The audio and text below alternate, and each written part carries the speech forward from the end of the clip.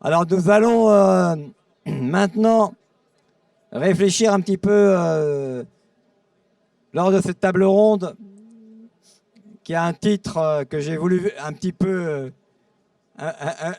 provocateur comme à mon habitude. Comment faire en sorte que le chantier ne soit plus un chantier? Alors Pierre, il arrive ou il n'arrive pas, Pierre? Bon, Pierre, tu as 2 minutes max. Hein. On va commencer sans lui, sinon. J'arrive pas à comprendre qu'un jeune entrepreneur comme Pierre, là, il soit à la bourre. S'il veut avoir des clients, il faut qu'il vienne là. Alors, on va commencer. Alors, je suis très, très heureux de démarrer cette table ronde. On a les spécialistes français du sujet au village de l'innovation. Ah, le voilà. Il est comme les femmes, Pierre, il aime se faire désirer. Ah, le gros macho. C'est mon côté italien, Sylvie, j'y peux rien, c'est comme ça. Ah, Pierre, il était avec un client, c'est ça hein. Ben voilà, je savais. Alors,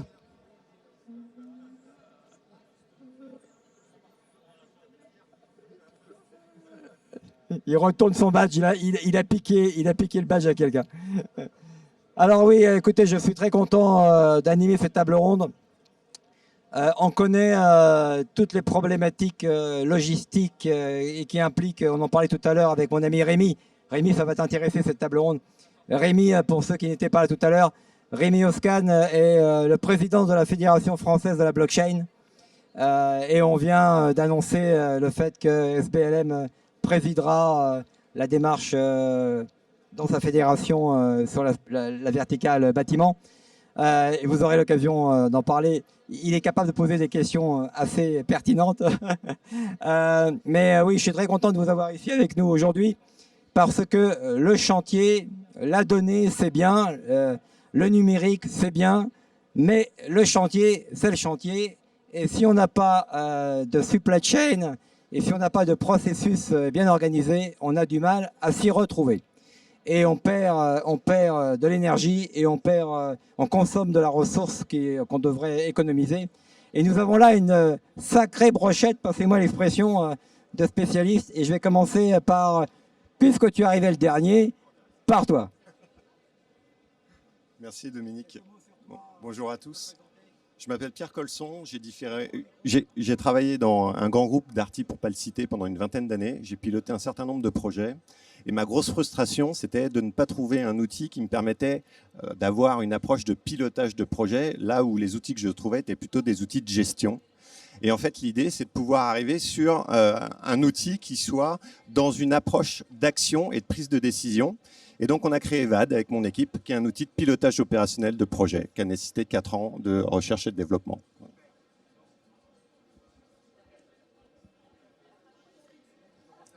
Oui, bonjour, Yvan Land de Visubox. Donc nous, on est leader du Timelapse and Monitoring. C'est un marché qu'on a créé il y a une quinzaine d'années, qui consiste à suivre les chantiers en temps réel avec un boîtier photo qui a la particularité d'être autonome, fonctionne avec un panneau solaire.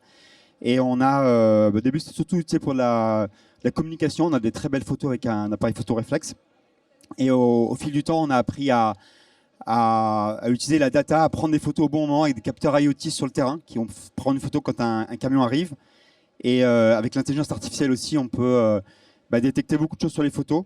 Voilà, donc pour nous, c'est des grosses innovations qui sont en cours.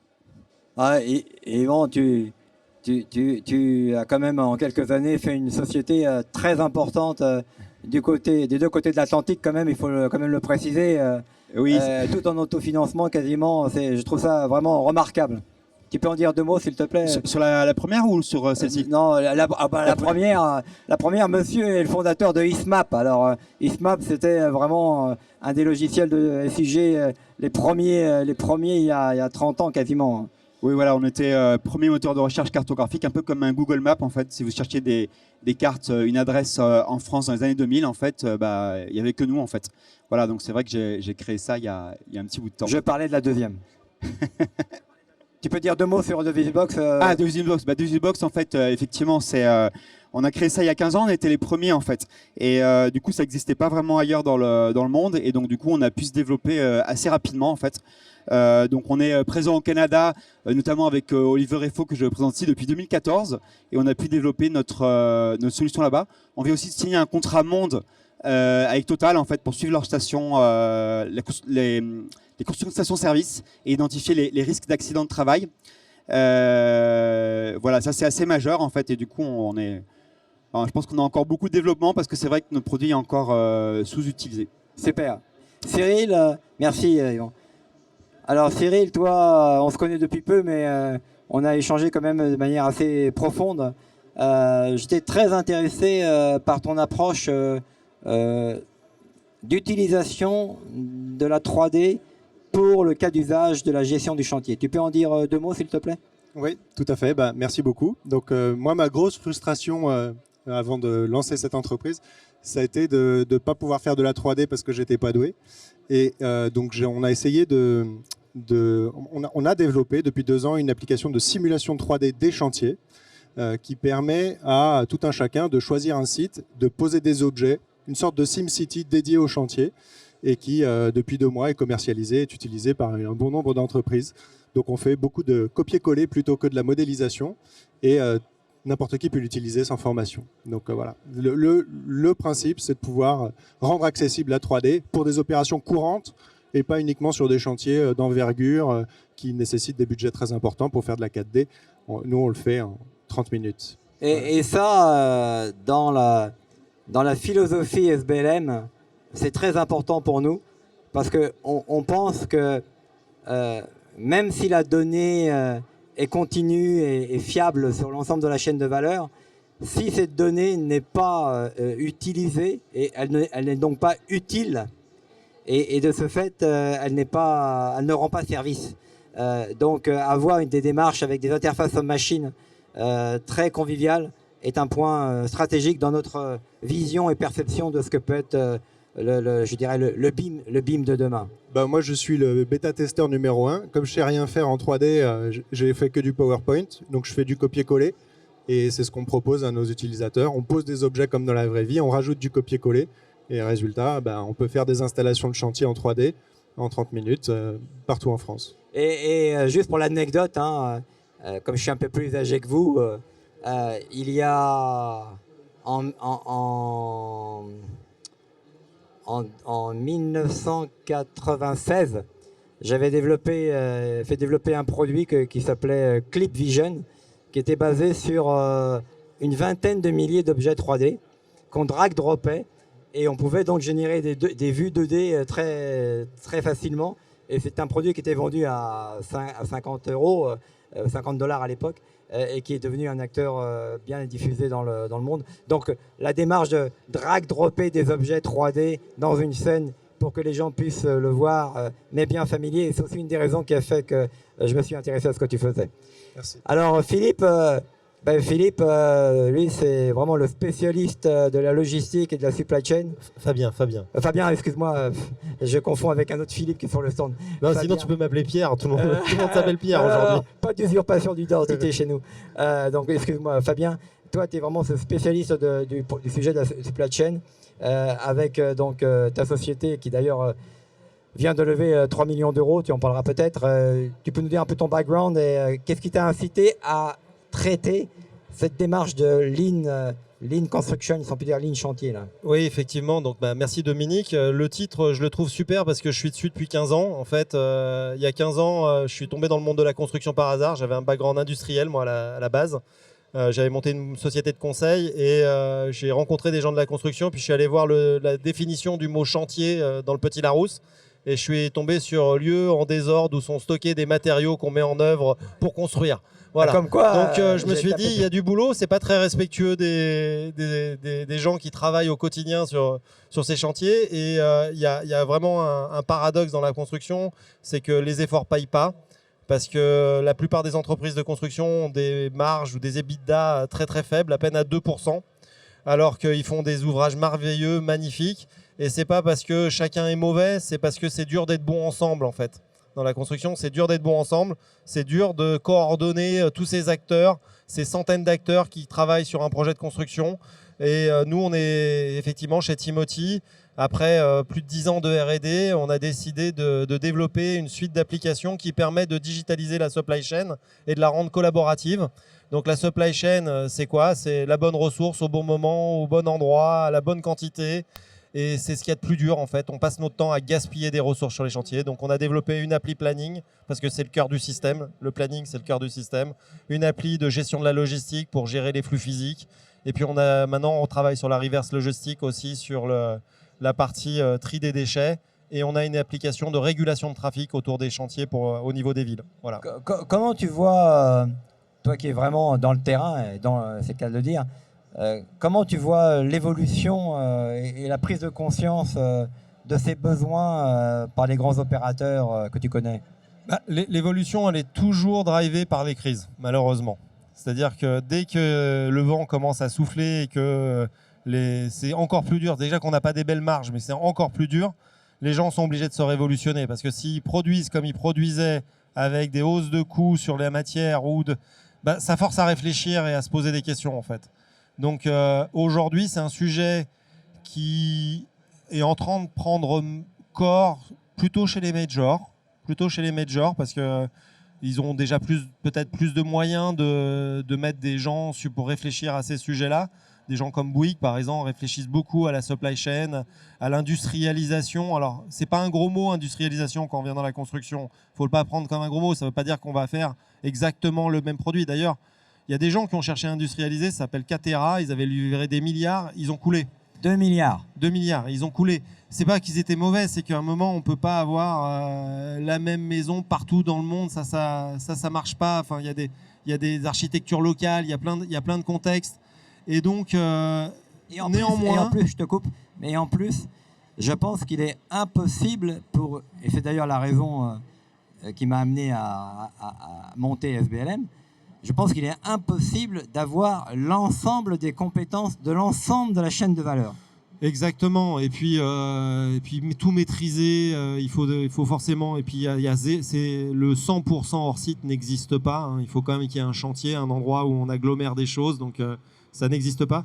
Et donc en fait cette thématique aujourd'hui elle est en train de naître, elle prend corps et elle amène à se dire oui, on peut industrialiser pour passer en supply chain. Pourquoi? Parce que finalement, même si tous les projets sont différents, il y a des ensembles qui sont à peu près les mêmes. C'est-à-dire qu'on fait des appartements, on fait des couloirs, et finalement, on est dans des choses qui sont industrialisables, même si à la fin, comme vous donnez un jeu de Lego à un enfant, vous donnez le même jeu de Lego à un autre enfant, il ne va pas faire le même bâtiment, quoi. C'est ça, en fait. C'est vers ça qu'il faut aller. Et après, si on parle de supply chain et de coordonnées, c'est qu'on ne sera jamais mono-acteur. On sera dans une chaîne de valeur multi-acteurs. Et la chaîne multi-acteurs, si on veut parler de supply chain, on est obligé de parler digital.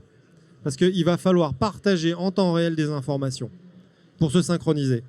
Et donc, il va falloir faire en sorte que chaque acteur qui travaille sur ces systèmes partage de la data avec d'autres. Voilà. Super. Toi, Cyril, comment tu ressens le feedback de tes clients par rapport à justement cette 3D dans le chantier avec une interface un peu démocrative? Moi, je vais revenir un petit peu sur l'aspect gaspillage. Parce que ce que me disent les clients, c'est qu'en fait, déjà, avant le chantier, ils perdent 8 fois sur 10 les appels d'offres. Ils gaspillent une partie de marge et d'énergie importante. Et toutes leurs idées pour anticiper le chantier au mieux, la plupart du temps, elles ne sont même pas forcément comprises par le client à qui ils présentent les informations. Donc je pense qu'il y a une sorte de perte de valeur importante avant le chantier pour le vendre et pour le faire comprendre aux différentes parties prenantes. Et que c'est effectivement un travail entre guillemets multi-acteurs parce que ce n'est pas forcément les mêmes solutions qui vont intervenir avant le chantier et pendant le chantier. Et la 3D, je dirais drag and drop, si on peut dire, est-ce que tu ressens que ça amène une valeur ajoutée réelle? Moi, j'ai fait 15 ans d'ingénierie. J'ai vu des milliers de plans. Et aujourd'hui, un plan de phasage en 2D, ça reste...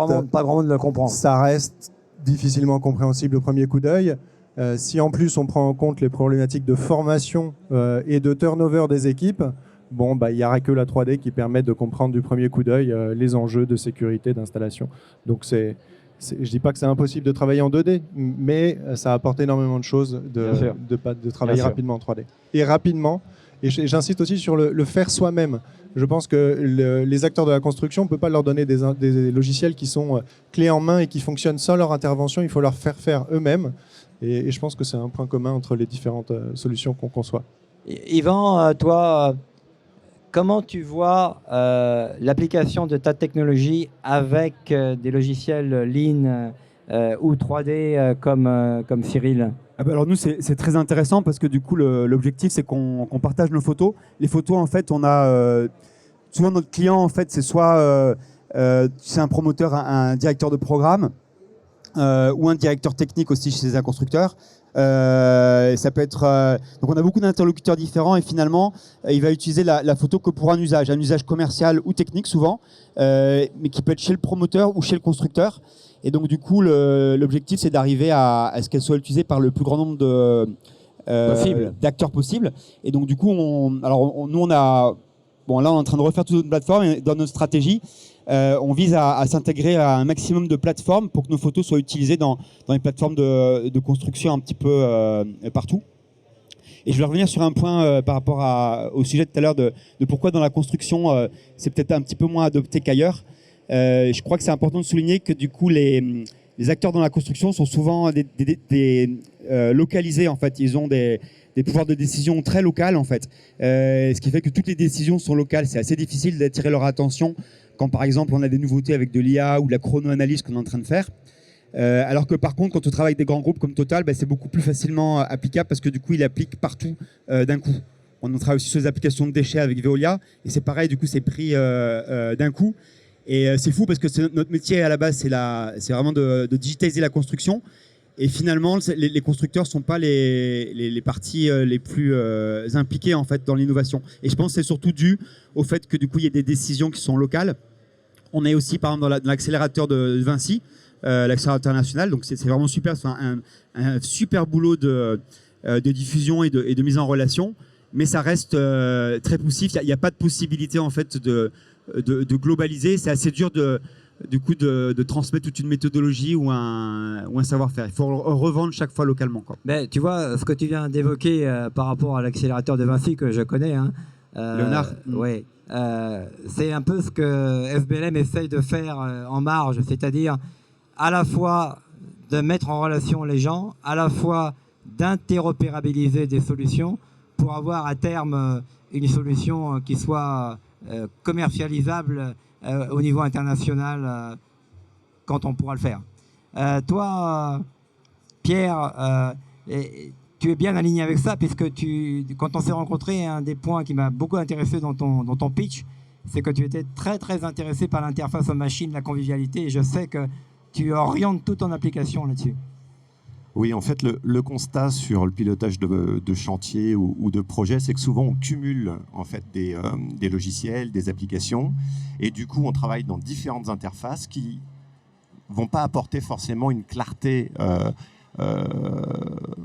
indéniable qui va nous aider à prendre les bonnes décisions ou en tout cas à agir au bon moment. Et en fait, dans la conception de VAD, on a voulu apporter un outil à la portée d'un enfant en termes de simplicité d'utilisation, dans une interface suffisamment complète pour avoir cette vision d'ensemble et aider finalement les prises de décision et les actions.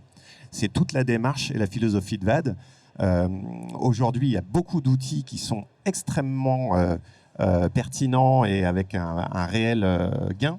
La seule chose, c'est que souvent, ils sont assez complexes et à un moment, on les utilise une fois, voire deux, et puis après, on les met de côté parce qu'il faut se replonger quelques heures dedans pour le réexploiter. Et finalement, en fait, c'est beaucoup de perte de temps, beaucoup d'efforts. Et on a voulu prendre ce contre-pied avec un outil simple mais complet qui aide les prises de décision. Voilà. Alors, messieurs, vous avez dit tout à l'heure que c'était plus facile de travailler avec des grands groupes parce que les grands groupes étaient capables de gérer l'innovation et de la déployer, ce qui me semble assez naturel. Enfin, c'est pas toujours évident de travailler avec des grands groupes, comme vous le savez aussi. Mais je pense qu'un des sujets qui fait que ce qu'on appelle le BIM, qui n'est qu'un processus de travail collaboratif qui s'appuie sur la maquette virtuelle 3D, ni plus ni moins. Hein. Le BIM, c'est pas un produit, hein. Ça s'appelle pas Revit hein, pour moi. Comment faire en sorte que les petits artisans, les petites boîtes puissent réellement, outre l'interface homme-machine, comment faire en sorte que tout cet écosystème-là puisse réellement profiter de cette donnée. Parce que pour l'instant, elle reste plus ou moins en hauteur chez les grands groupes. Comment faire en sorte qu'elle puisse être diffusée pour que réellement, non pas 5 ou 10% des gens fassent du BIM, mais 90% des gens fassent du BIM. Et moi, c'est ce qui m'intéresse, que 90% des gens fassent du BIM. Je vais répondre à nouveau comme VAD. En fait, c'est une histoire de qu'est-ce que j'ai à faire, moi qui suis le plombier ou moi qui suis l'entreprise de peinture, qui n'est pas, je suis pas Bouygues, je suis pas Vinci, je suis pas le super planeur ou je suis pas le super designer. Et donc en fait, l'idée c'est d'avoir une approche persona quelque part. C'est d'avoir une approche persona et de se dire quelqu'un qui a besoin de travailler, qu'est-ce qu'il a à faire? Il doit faire son travail. Et en fait, ce qu'il ne sait pas, c'est que son travail va être alimenté par des datas d'un autre qui fait peut-être un travail plus complexe, mais lui-même va alimenter avec ses datas un autre. Parce qu'on doit coordonner une chaîne de valeur. On doit coordonner une chaîne de valeur. Si on veut plus que ça soit un chantier, il faut coordonner. Le maître mot, c'est coordonner. Et pour coordonner, il faut de la data en temps réel. Et pour avoir de la data en temps réel, il faut que chacun ait son système ou ses écrans, voilà, qui ne se perdent pas dans des choses trop complexes. Mais par contre, il ne faut pas non plus faire du simpliste. Construire, ce n'est pas simple. Voilà, ça ne veut pas dire être simpliste. Tous ceux qui font des logiciels simplistes, à un moment, meurent parce que ça ne répond pas aux besoins. Par contre, chaque persona doit avoir quelque chose de très simple par rapport à son métier, son niveau de compétence. Et c'est ça la différence, la difficulté. On va du gars qui a un CAP au méga ingénieur docteur. Ils ne veulent pas avoir la même chose. Ils ne veulent pas avoir la même chose. Donc c'est à nous, éditeurs de solutions, d'avoir des UX presque dédiés par type d'utilisateur. Voilà. Oui. On va essayer d'avoir le moins de gaspillage dans les écrans. Mais c'est pas facile. Hein. C'est une bataille de tous les jours. Enfin, nous, chez Timothy, on parle déjà de refondre complètement notre UX, etc. à nouveau, alors qu'on l'a fait il y a à peine 2 ans ou 3 ans, quoi. Mais c'est normal. Je voulais surenchérir en disant effectivement il faut que ce soit simple, mais il faut que ça réponde aussi à des opérations très courantes et des petites opérations. Si ça ne répond pas à des petites opérations ou des petits chantiers, des petits projets, bah en fait il n'y aura que les gros acteurs qui l'utiliseront. Mais avec des gros succès. Oui, tout à fait. Avec une simplicité d'accessibilité, c'est-à-dire qu'au-delà de l'interface, il faut aussi que ça soit facile à accéder, que ce soit sur un ordinateur, une tablette, un téléphone, peu importe le support. Il faut en fait que l'utilisateur, il ait un plaisir à l'utiliser, il ait envie de l'utiliser et qu'il soit capable de l'utiliser simplement en fait.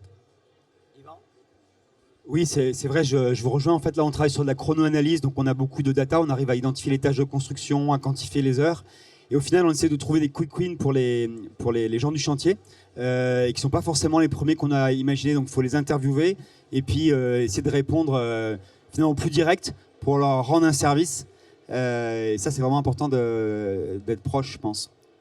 Donc, l'interface homme-machine, premier point.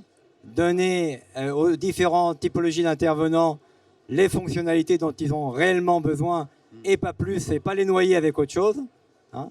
Et là, on aura peut-être, et partager la data bien évidemment, et là on aura peut-être un écosystème qui pourra développer une donnée fiable et continue sur l'ensemble de la chaîne de valeur.